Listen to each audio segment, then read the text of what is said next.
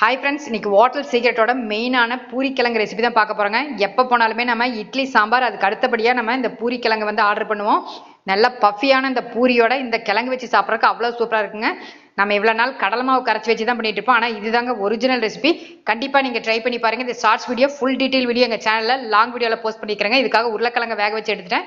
இதுக்கு ஒரு மசாலாவுக்காக தேங்காய், பொட்டுக்கடலை, அதுக்கப்புறம் சோம்பை மட்டும் அரைச்சி எடுத்துக்கலாங்க. இப்போ தாளிப்புக்கு கடுகுளுந்து, 2 பெரிய வெங்காயம், தேவைக்கேற்ற பச்சை மிளகாய், அதுக்கப்புறம் தக்காளியை ஆட் பண்ணி இதை நல்லா வேக வச்சுக்கலாங்க. இதில் உப்பு மஞ்சத்தூள் மட்டும் ஆட் பண்ணி தண்ணி விட்டு வேக வச்சுட்டு வெந்த உருளைக்கிழங்கை மசிச்சு விட்டுக்கலாங்க.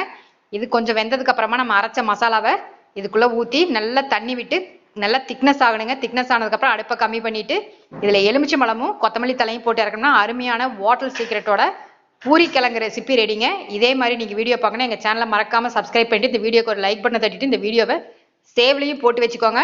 நீங்கள் எந்த அளவுக்கு